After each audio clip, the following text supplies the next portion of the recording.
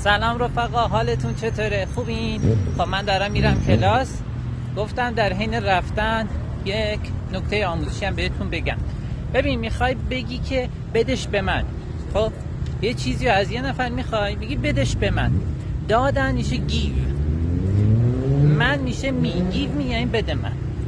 ولی اگه بخوای بگی اینو بده به من میگی give it to me. give it to me.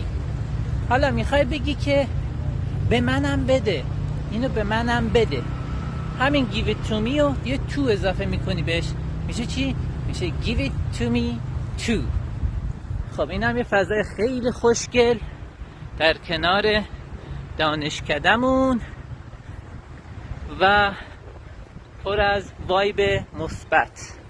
امیدوارم که همه چیز برای عزیزانمون، خودمون